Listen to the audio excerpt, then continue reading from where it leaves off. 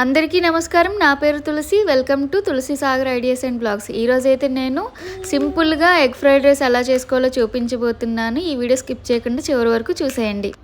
Egg fried రైస్కి కావాల్సిన పదార్థాలు eggs, onions, chilli, carrot and capsicum. అయితే ఇక్కడ వెజిటబుల్స్ అనేవి ఆప్షనల్ మాత్రమే. ఇష్టమైన వాళ్ళు వెజిటబుల్స్ యాడ్ చేసుకోవచ్చు, లేదంటే నార్మల్గా ఎగ్ ఫ్రైడ్ రైస్ కూడా చేసుకోవచ్చు. ఎలా చేయాలో నేను ఇక్కడ చెప్తాను. ఇక్కడ 2 to 3 టేబుల్ స్పూన్స్ ఆయిల్ అయితే తీసుకోండి. కొంచెం హీట్ అయ్యాక ప్యాన్, అందులో మన దగ్గర జీలకర్ర ఉంటే జీలకర్ర వేసుకోండి. తర్వాత మన దగ్గర 3 ఎగ్స్ ఉన్నాయి కాబట్టి ఆ 3 ఎగ్స్ని ఇప్పుడు నేను స్క్రాంబుల్ చేసి వేస్తాను. అయితే ఇలా అయినా వేసుకోవచ్చు, లేదంటే ఒక గ్లాస్లో ఈ 3 ఎగ్స్ని వేసి బాగా కలిపి ఇలా ఆమ్లెట్లా వేసుకొని దాన్ని స్క్రాంబుల్ చేస్తే సరిపోతుంది. నేను ఇక్కడ డైరెక్ట్గానే వేస్తున్నాను.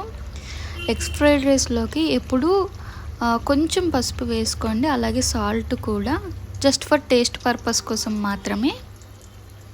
అలా వేసుకున్నాక ఎగ్స్ని కొంచెం ఉడకనివ్వాలి, వెంటనే కలిపేకండి.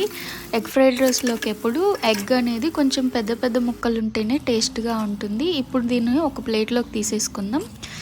నీట్గా తీసేసుకోండి. మొత్తం తీసుకున్నాక సేమ్ అదే కడాయిలో 3 స్పూన్స్ ఆయిల్ వేసుకోండి. ఇక్కడ నేను 2 కప్స్ రైస్ యూస్ చేస్తున్నాను కాబట్టి 3 ఎగ్స్ తీసుకున్నాను. మీరు 2 ఎగ్స్ కూడా వేసుకోవచ్చు 1 కప్ రైస్కి, లేదా 2 కప్స్ రైస్కి. అలాగే వేసిన తర్వాత ఆనియన్స్ వేసాను. ఆనియన్స్ వేసి కొన్ని మిర్చి వేసాను. నెక్స్ట్ వేసిన తర్వాత కొంచెంసేపు అవి వేగనివ్వాలి. కొంచెం లైట్గా వేగిన తర్వాత మనము కొంచెం సాల్ట్ యాడ్ చేసుకుంటే తొందరగానే ఉడికిపోతాయి. నేనైతే ఇక్కడ సాల్ట్ యాడ్ చేసుకోవట్లేదు.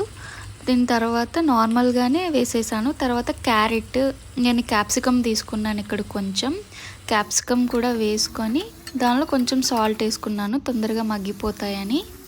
ఇవి ఒక 2-3 మినిట్స్ వేగనివ్వాలి. వేగిన తర్వాత ఇక్కడ నేను 2 కప్స్ ఆఫ్ రైస్ అయితే వేసుకుంటున్నాను. నాకు రుచికి సరిపడా ఉప్పు వేసుకున్నాను కదా ముందు.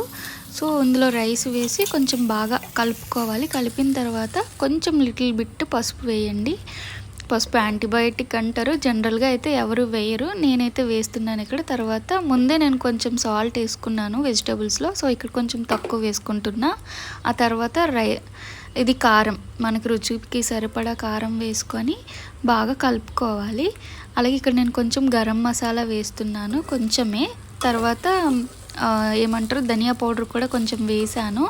వేసి మిక్స్ చేసుకుంటున్నాను రైస్లోకి. అయితే ఇక్కడ నా దగ్గర సోయా సాస్ ఉంది, డార్క్ సోయా సాస్. ఇది ఆప్షనల్, మీ దగ్గర ఉంటే వేసుకోండి, లేకపోతే లేదు. నేను ఇక్కడ ఒక కప్తో అయితే వేసుకుంటున్నాను, కలర్ చేంజ్ అవుతుందని. మన దగ్గర సాస్లు ఉంటే వేసుకోండి, టేస్ట్ కూడా బాగుంటుంది, చూడ్డానికి కూడా కొంచెం కలర్ఫుల్గా అనిపిస్తుంది. నేనైతే సోయా సాస్ ఒకటే వేసుకున్నాను, మీ దగ్గర వేరే సాస్లు ఉన్నా కూడా వేసుకోవచ్చు. తర్వాత స్క్రాంబుల్ చేసిన ఎగ్ ఉంది కదా, అది వేసి బాగా మిక్స్ చేసుకుంటున్నాను.